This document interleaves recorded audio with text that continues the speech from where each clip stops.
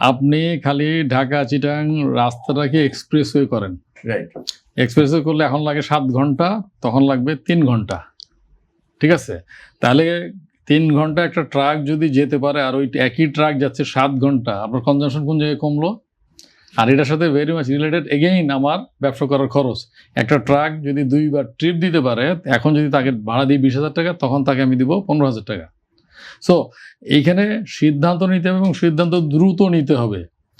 তো এই তারপরে ঢাকা ট্রাফিক ম্যানেজমেন্ট করতে হলে তো এটার চেয়ে ভালো কিছু নাই। তো এই একটা কথা বললাম, এইখানেই যে ডিজেলের সাশ্রয় হবে এইটাই কিন্তু আপনার অনেক, নাম্বার 1।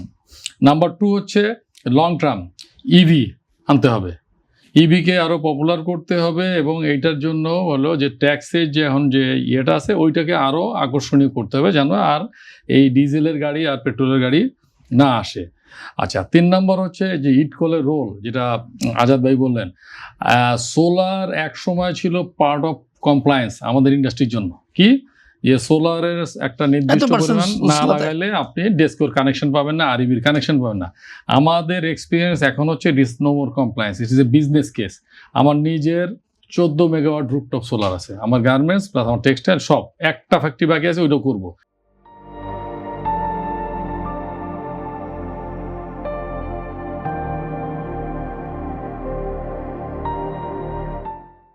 কেন?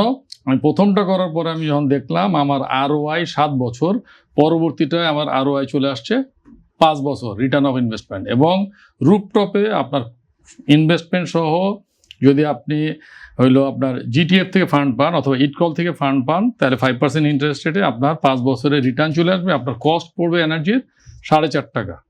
কেন? রুফটপের সবচেয়ে বড় সৌন্দর্য হচ্ছে আপনার জমি লাগতেছে না, আপনার জমির পিছনে ইনভেস্টমেন্ট নাই। ঠিক আছে, আপনার রুফটাকে আপনি ব্যবহার করতে পারছেন। সো এইগুলোর জন্য যেটা লাগবে সেটা হচ্ছে এই মানুষের কাছে এটা প্রচার করতে হবে। আমাদের তো আমরা উইদিন আওয়ার মেম্বার আমরা প্রচার করার চেষ্টা করি এবং আমাদের কেসগুলোকে আমরা দেখাই যে না, it is no more compliance, it is pure business case. So এটা হলো একটা। ইটকলের ক্ষেত্রে যে চ্যালেঞ্জটা আছে সেটা হচ্ছে তাদের বোর্ডে যারা আছে সব হলো সেক্রেটারি, এই মানে প্রেজেন্ট সেক্রেটারি। এইটা যেটা হয়েছে তাতে করে হয় কি, একটা বোর্ড মিটিং কন্ডাক্ট করতে অনেক সময় লাগে, কারণ সেক্রেটারি সাহেবদের তাদের নিজস্ব মন্ত্রণালয় নিয়ে ব্যস্ত আছেন। এই জায়গাটা সহজ করলে আরটা হচ্ছে তাদের কাছে ফাইন্যান্স পাইতে হলে আপনাকে আবার ওই সমপরিমাণ ব্যাংক গ্যারান্টি দিতে হয়। তাতে করে আমাদের যারা SME আছে, যারা এটা নিতে চান, তারা এটা নিতে পারেন না।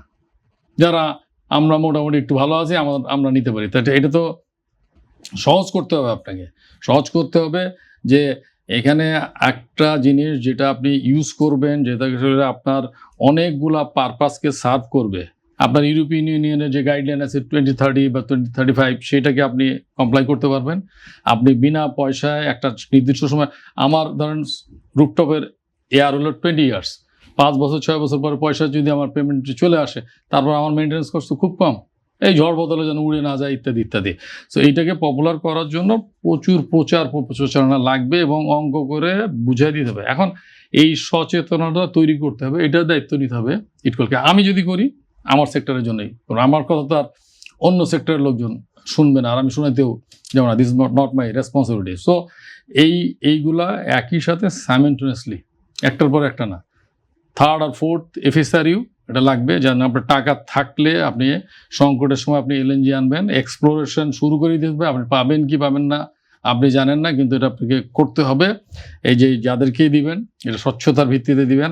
রিনিউয়েবলের যে কন্ট্রাক্টগুলো ছিল অথবা নতুন করে যে আজাদ ভাই বললেন যে প্রথমবার আসে না, দ্বিতীয়বার আসে না, আমি প্রথমবার টেন্ডার কিনছিলাম। ঠিক আছে, মানে জাস্ট কিউরিসিটি, কারণ ওখানে চুয়াডাঙ্গা আমার নিজের ডিস্ট্রিক্ট দেখলাম। প্রথম শর্তই হলো জমি আমাকে জোগাড় করতে হবে। আমি ওই টেন্ডারের পয়সা পর্যন্ত শেষ, কত টাকা দিন খরচ দিচ্ছে। কারণ হচ্ছে যে জমি জোগাড় করা হচ্ছে বিগেস্ট চ্যালেঞ্জ। সো গভর্নমেন্টের যেসব খাস জমি আছে গভর্নমেন্টকেই বলে দিতে হবে যে আমার এইসব খাস জমি আছে, অথবা আমার নদীর পাশে যেসব চরাঞ্চল আছে, যেটা হলো বাই ডেফিনেশন বলি, আর যে কোনো কারণে হলো এক ফসলি জমি, তো চরে 3টা ফসল হয় না, এটা বললে হবে না। সো এইগুলাকে এগিয়ে নিয়ে ভালো এন্টারপ্রেনারের কাছে দিতে হবে। এখন ব্যুরোক্রেসির সবচেয়ে বড় চ্যালেঞ্জ, সব জানেন, কিন্তু জিনিসগুলোকে যত বেশি কঠিন করা এটা ওনারা করেন। আর আমাদের এন্টারপ্রেনারের মধ্যে যে সমস্যা নাই তা না, যেখানে আপনার investment cost 1 million or 5 million, এটাকেও আমরা ইনফ্লেটেড করি, দিনের শেষে ওই প্রজেক্ট হয়ে যায় 6। সো সব এন্ডের থেকে যদি কাজ করা যায়, নতুন গভর্নমেন্টের যে ইন্টেনশন সোফার, বিশেষ করে মানে প্রধানমন্ত্রী যে শনিবারও কাজ করছেন, সো সেই ইন্টেনশনটা যদি এখন সবাই মিলে সাপোর্ট দেওয়া যায় আর উনি যদি খুব দ্রুত সিদ্ধান্ত নেওয়ার ক্ষেত্রে ভূমিকা পালন করতে পারেন, তাহলে এই সমস্যার সমাধান আমাদের আজকে কালকে হইতেই হবে, যেটা এই কেওটিক সিচুয়েশন। আপনি বস্ত্র খাতের সাথেও যেহেতু জড়িত, টেক্সটাইল খাতে এই মুহূর্তে কি জ্বালানি সংকটটা কিভাবে মোকাবিলা করছে? না, টেক্সটাইল আমি আবারও বলছি, আমাদের ক্ষেত্রে ডিজেল লাগে হলো স্ট্যান্ড বাই জেনারেটর ইউজ করার ক্ষেত্রে যখন লোডশেডিং হয়। আর টেক্সটাইলের 2 ধরনের এনার্জি লাগে, একটা হলো স্টিম, একটা হলো ইলেকট্রিসিটি। আমাদের ক্ষেত্রে অধিকাংশই ইলেকট্রিসিটি, অল্প কিছু স্টিম। সেটা আমরা ধরেন যার গ্যাস কানেকশন আছে উনি পাচ্ছেন, অথবা আমরা এলপিজি ইউজ করি, ওটা হচ্ছে। সো টেক্সটাইলের বিষয়টা হচ্ছে যে ওইটা তো আর স্ট্যান্ড বাই জেনারেটরের বিষয় না। ওদের এখানে হচ্ছে যেটা আমার এখানে আছে, সেটা হচ্ছে আমার যেহেতু সোলারের একটা অংশ আমি পাই, গ্রিড লাইন আছে, গ্যাস, 3টা ফুয়েল মিক্স করতে হয়। তো ওইখানেও চ্যালেঞ্জ আছে, ওখানে যার চ্যালেঞ্জ নাই, কিন্তু যার চ্যালেঞ্জ আছে তার বেশি, অর্থাৎ ফ্যাক্টরিটা বন্ধ হয়ে গেছে।